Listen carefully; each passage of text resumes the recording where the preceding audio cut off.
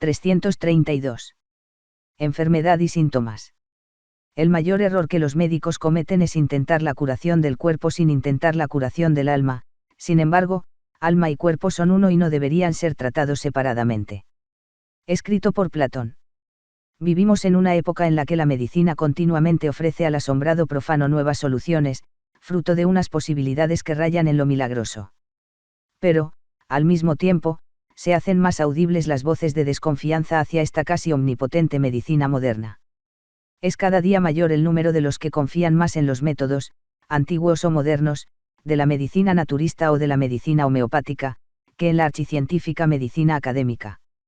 No faltan los motivos de crítica, efectos secundarios, mutación de los síntomas, falta de humanidad, costes exorbitantes y otros muchos, pero más interesante que los motivos de crítica es la existencia de la crítica en sí, ya que, antes de concretarse racionalmente, la crítica responde a un sentimiento difuso de que algo falla y que el camino emprendido, a pesar de que la acción se desarrolla de forma consecuente, o precisamente a causa de ello, no conduce al objetivo deseado. Esta inquietud es común a muchas personas, entre ellas no pocos médicos jóvenes. De todos modos, la unanimidad se rompe cuando de proponer alternativas se trata. Para unos la solución está en la socialización de la medicina, para otros, en la sustitución de la quimioterapia por remedios naturales y vegetales. Mientras unos ven la solución de todos los problemas en la investigación de las radiaciones telúricas, otros propugnan la homeopatía. Los acupuntores y los investigadores de los focos abogan por desplazar la atención del plano morfológico al plano energético de la fisiología. Si contemplamos en su conjunto todos los esfuerzos y métodos extraacadémicos, observamos, además de una gran receptividad para toda la diversidad de métodos, el afán de considerar al ser humano en su totalidad como ente físico-psíquico. Ya para nadie es un secreto que la medicina académica ha perdido de vista al ser humano. La superespecialización y el análisis son los conceptos fundamentales en los que se basa la investigación, pero estos métodos, al tiempo que proporcionan un conocimiento del detalle más minucioso y preciso, hacen que el todo se diluya. Si prestamos atención al animado debate que se mantiene en el mundo de la medicina, observamos que, generalmente, se discute de los métodos y de su funcionamiento y que, hasta ahora, se ha hablado muy poco de la teoría o filosofía de la medicina. Si bien es cierto que la medicina se sirve en gran medida de operaciones concretas y prácticas, en cada una de ellas se expresa, deliberada o inconscientemente, la filosofía determinante. La medicina moderna no falla por falta de posibilidades de actuación sino por el concepto sobre el que, a menudo implícita e irreflexivamente, basa su actuación. La medicina falla por su filosofía o, más exactamente, por su falta de filosofía. Hasta ahora, la actuación de la medicina responde solo a criterios de funcionalidad y eficacia, la falta de un fondo le ha valido el calificativo de inhumana. Si bien esta inhumanidad se manifiesta en muchas situaciones concretas y externas, no es un defecto que pueda remediarse con simples modificaciones funcionales. Muchos síntomas indican que la medicina está enferma. Y tampoco esta paciente puede curarse a base de tratar los síntomas. Sin embargo, la mayoría de críticos de la medicina académica y propagandistas de formas de curación alternativas asumen automáticamente el criterio de la medicina académica y concentran todas sus energías en la modificación de las formas, métodos. Los procesos funcionales nunca tienen significado en sí. El significado de un hecho se nos revela por la interpretación que le atribuimos. Por ejemplo, la subida de una columna de mercurio en un tubo de cristal carece de significado hasta que interpretamos este hecho como manifestación de un cambio de temperatura. Cuando las personas dejan de interpretar los hechos que ocurren en el mundo y el curso de su propio destino, su existencia se disipa en la incoherencia y el absurdo. Para interpretar una cosa hace falta un marco de referencia que se encuentre fuera del plano en el que se manifiesta lo que se ha de interpretar. Por lo tanto, los procesos de este mundo material de las formas no pueden ser interpretados sin recurrir a un marco de referencia metafísico. Hasta que el mundo visible de las formas se convierte en alegoría, Goethe, no adquiere sentido y significado para el ser humano. Del mismo modo que la letra y el número son exponentes de una idea subyacente, todo lo visible, todo lo concreto y funcional es únicamente expresión de una idea y, por lo tanto, intermediario hacia lo invisible. En síntesis podemos llamar a estos dos campos forma y contenido. En la forma se manifiesta el contenido que es el que da significado a la forma. Los signos de escritura que no transmiten ideas ni significado resultan tontos y vacíos. Y esto no lo cambiará el análisis de los signos, por minucioso que sea. Otro tanto ocurre en el arte. El valor de una pintura no reside en la calidad de la tela y los colores, los componentes materiales del cuadro son portadores y transmisores de una idea, una imagen interior del artista. El lienzo y el color permiten la visualización de lo invisible y son, por lo tanto, expresión física de un contenido metafísico. Con estos sencillos ejemplos hemos intentado explicar la interpretación de los temas de enfermedad y curación. Nosotros abandonamos explícita y deliberadamente el terreno de la medicina científica. Nosotros no tenemos pretensiones de científicos, ya que nuestro punto de partida es muy distinto. La argumentación o la crítica científica no serán, pues, objeto de nuestra consideración. Nos apartamos deliberadamente del marco científico porque éste se limita precisamente al plano funcional y, por ello impide que se manifieste el significado. Esta exposición no se dirige a racionalistas y materialistas declarados, sino a aquellas personas que estén dispuestas a seguir los senderos tortuosos y no siempre lógicos de la mente humana. Serán buenos compañeros para este viaje por el alma humana un pensamiento ágil, imaginación, ironía y buen oído para los trasfondos del lenguaje. Nuestro empeño exige también tolerancia a las paradojas y la ambivalencia, y excluye la pretensión de alcanzar inmediatamente la unívoca iluminación, mediante la destrucción de una de las opciones. Tanto en medicina como en el lenguaje popular se habla de las más diversas enfermedades. Esta inexactitud verbal indica claramente la universal incomprensión que sufre el concepto de enfermedad.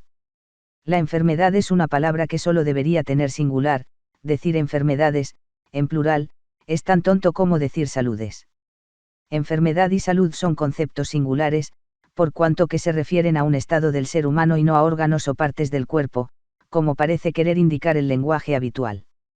El cuerpo nunca está enfermo ni sano ya que en él solo se manifiestan las informaciones de la mente. El cuerpo no hace nada por sí mismo. Para comprobarlo, basta ver un cadáver. El cuerpo de una persona viva debe su funcionamiento precisamente a estas dos instancias inmateriales que solemos llamar conciencia, alma, y vida, espíritu. La conciencia emite la información que se manifiesta y se hace visible en el cuerpo. La conciencia es al cuerpo lo que un programa de radio al receptor. Dado que la conciencia representa una cualidad inmaterial y propia, naturalmente, no es producto del cuerpo ni depende de la existencia de éste. Lo que ocurre en el cuerpo de un ser viviente es expresión de una información o concreción de la imagen correspondiente, imagen en griego es eidolon y se refiere también al concepto de la idea. Cuando el pulso y el corazón siguen un ritmo determinado, la temperatura corporal mantiene un nivel constante, las glándulas segregan hormonas y en el organismo se forman anticuerpos. Estas funciones no pueden explicarse por la materia en sí, sino que dependen de una información concreta, cuyo punto de partida es la conciencia. Cuando las distintas funciones corporales se conjugan de un modo determinado se produce un modelo que nos parece armonioso y por ello lo llamamos salud. Si una de las funciones se perturba, la armonía del conjunto se rompe y entonces hablamos de enfermedad. Enfermedad significa, pues, la pérdida de una armonía o, también, el trastorno de un orden hasta ahora equilibrado. Después veremos que, en realidad, contemplada desde otro punto de vista, la enfermedad es la instauración de un equilibrio.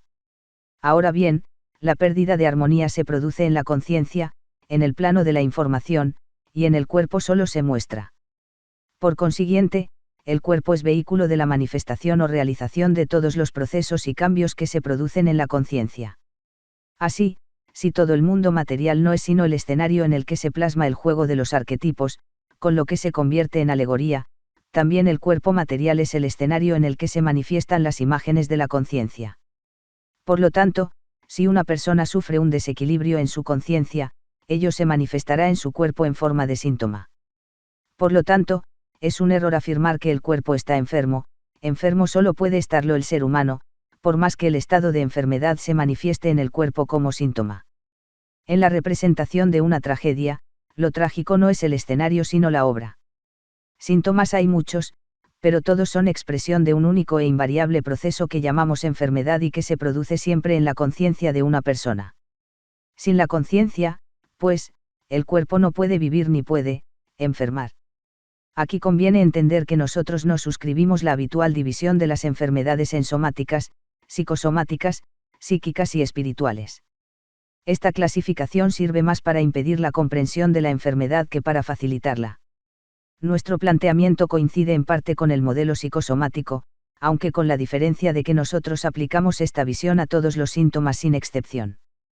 La distinción entre somático y psíquico puede referirse, a lo sumo, al plano en el que el síntoma se manifiesta, pero no sirve para ubicar la enfermedad. El antiguo concepto de las enfermedades del espíritu es totalmente equívoco, dado que el espíritu nunca puede enfermar, se trata exclusivamente de síntomas que se manifiestan en el plano psíquico, es decir, en la conciencia del individuo.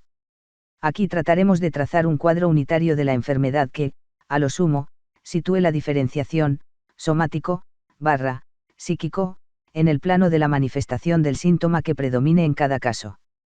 Con la diferenciación entre enfermedad, plano de la conciencia, y síntoma, plano corporal, nuestro examen se desplaza del análisis habitual de los procesos corporales hacia una contemplación hoy insólita del plano psíquico.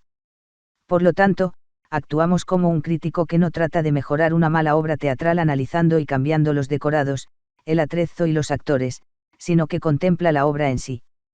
Cuando en el cuerpo de una persona se manifiesta un síntoma, este, más o menos, llama la atención interrumpiendo, con frecuencia bruscamente, la continuidad de la vida diaria.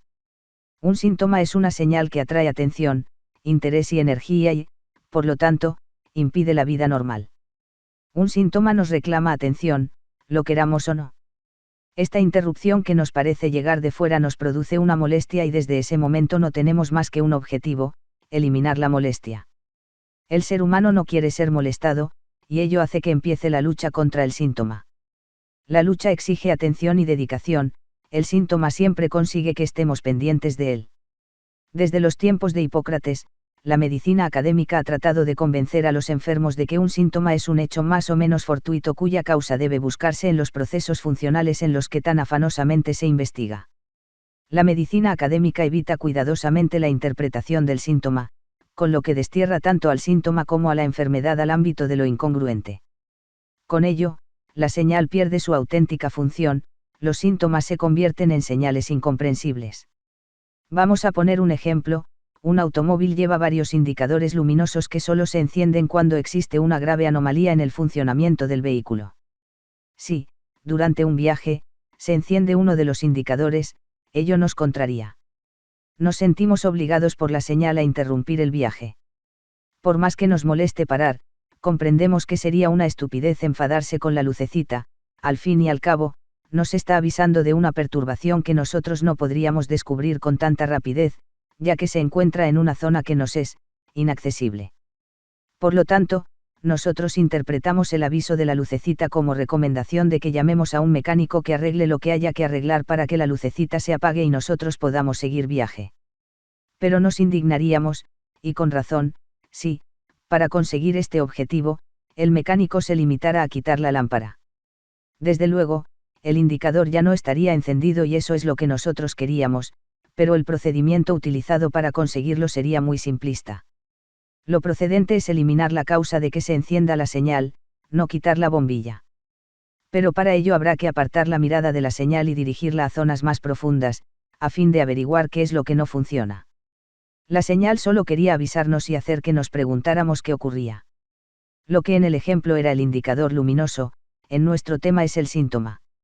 Aquello que en nuestro cuerpo se manifiesta como síntoma es la expresión visible de un proceso invisible y con su señal pretende interrumpir nuestro proceder habitual, avisarnos de una anomalía y obligarnos a hacer una indagación.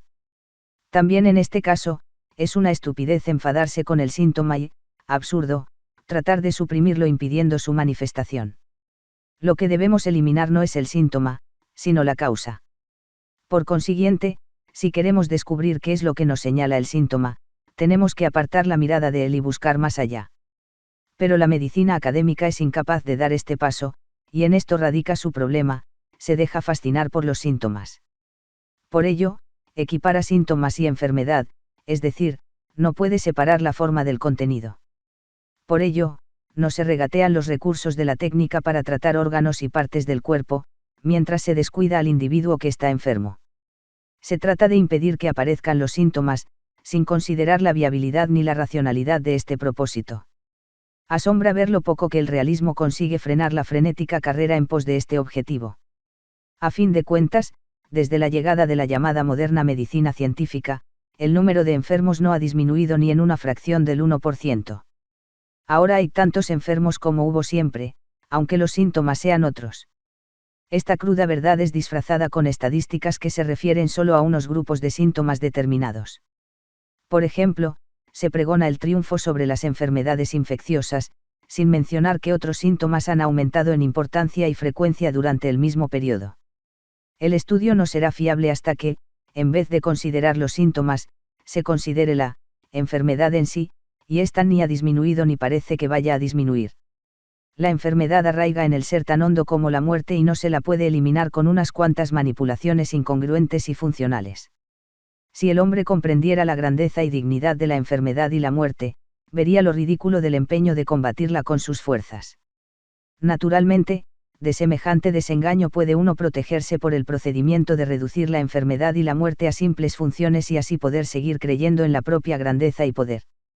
En suma, la enfermedad es un estado que indica que el individuo, en su conciencia, ha dejado de estar en orden o armonía. Esta pérdida del equilibrio interno se manifiesta en el cuerpo en forma de síntoma.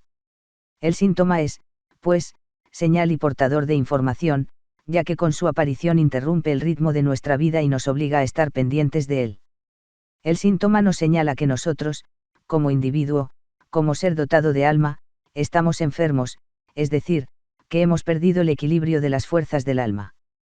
El síntoma nos informa de que algo falla. Denota un defecto, una falta. La conciencia ha reparado en que, para estar sanos, nos falta algo. Esta carencia se manifiesta en el cuerpo como síntoma. El síntoma es, pues, el aviso de que algo falta. Cuando el individuo comprende la diferencia entre enfermedad y síntoma, su actitud básica y su relación con la enfermedad se modifican rápidamente. Ya no considera el síntoma como su gran enemigo cuya destrucción debe ser su mayor objetivo, sino que descubre en él a un aliado que puede ayudarle a encontrar lo que le falta y así vencer la enfermedad. Porque entonces el síntoma será como el maestro que nos ayude a atender a nuestro desarrollo y conocimiento, un maestro severo que será duro con nosotros si nos negamos a aprender la lección más importante. La enfermedad no tiene más que un fin, ayudarnos a subsanar nuestras faltas y hacernos sanos. El síntoma puede decirnos qué es lo que nos falta, pero para entenderlo tenemos que aprender su lenguaje. Este capítulo tiene por objeto ayudar a entender que los síntomas son un lenguaje, ya que este lenguaje ha existido siempre, y por lo tanto, no se trata de inventarlo, sino, sencillamente, de recuperarlo. El lenguaje es psicosomático, es decir, sabe de la relación entre el cuerpo y la mente. Si conseguimos redescubrir esta ambivalencia del lenguaje, pronto podremos oír y entender lo que nos dicen los síntomas. Y nos dicen cosas más importantes que nuestros semejantes, ya que son compañeros más íntimos, nos pertenecen por entero y son los únicos que nos conocen de verdad. Esto, desde luego, supone una sinceridad difícil de soportar. Nuestro mejor amigo nunca se atrevería a decirnos la verdad tan crudamente como nos la dicen siempre los síntomas. No es, pues, de extrañar que nosotros hayamos optado por olvidar el lenguaje de los síntomas. Y es que resulta más cómodo vivir engañado. Pero no por cerrar los ojos ni hacer oídos sordos conseguiremos que los síntomas desaparezcan. Siempre, de un modo o de otro, tenemos que andar a vueltas con ellos. Si nos atrevemos a prestarles atención y establecer comunicación, serán guías infalibles en el camino de la verdadera curación. Al decirnos lo que en realidad nos falta, al exponernos el tema que nosotros debemos asumir conscientemente, nos permiten conseguir que, por medio de procesos de aprendizaje y asimilación consciente, los síntomas en sí resulten superfluos. Aquí está la diferencia entre combatir la enfermedad y transmutar la enfermedad. La curación se produce exclusivamente desde una enfermedad transmutada, nunca desde un síntoma derrotado, ya que la curación significa que el ser humano se hace más sano, más completo, con el aumentativo de completo, gramaticalmente incorrecto, se pretende indicar más próximo a la perfección, por cierto, tampoco sano admite aumentativo. Curación significa redención, aproximación a esa plenitud de la conciencia que también se llama iluminación. La curación se consigue incorporando lo que falta y, por lo tanto, no es posible sin una expansión de la conciencia. Enfermedad y curación son conceptos que pertenecen exclusivamente a la conciencia, por lo que no pueden aplicarse al cuerpo, pues un cuerpo no está enfermo ni sano. En él solo se reflejan, en cada caso, estados de la conciencia. Solo en este contexto puede criticarse la medicina académica. La medicina académica habla de curación sin tomar en consideración este plano, el único en el que es posible la curación.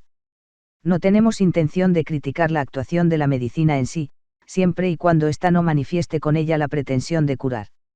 La medicina se limita a adoptar medidas puramente funcionales que, como tales, no son ni buenas ni malas sino intervenciones viables en el plano material.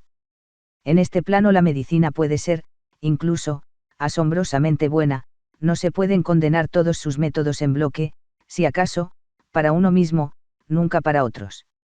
Aquí se plantea, pues, la disyuntiva de si uno va a porfiar en el intento de cambiar el mundo por medidas funcionales o si ha comprendido que ello es vano empeño y, por lo que le atañe personalmente, desiste.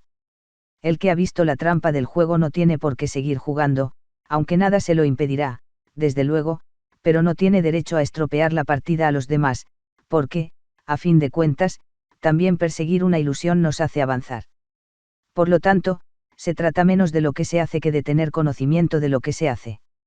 El que haya seguido nuestro razonamiento, observará que nuestra crítica se dirige tanto a la medicina natural como a la académica, pues también aquella trata de conseguir la curación, con medidas funcionales y habla de impedir la enfermedad y de llevar vida sana. La filosofía es, pues, la misma, solo los métodos son un poco menos tóxicos y más naturales. No hacemos referencia a la homeopatía que no se alinea ni con la medicina académica ni con la natural. El camino del individuo va de lo insano a lo sano, de la enfermedad a la salud y a la salvación. La enfermedad no es un obstáculo que se cruza en el camino, sino que la enfermedad en sí es el camino por el que el individuo va hacia la curación. Cuanto más conscientemente contemplemos el camino, mejor podrá cumplir su cometido. Nuestro propósito no es combatir la enfermedad, sino servirnos de ella. Para conseguir esto tenemos que ampliar nuestro horizonte. Fin de este capítulo.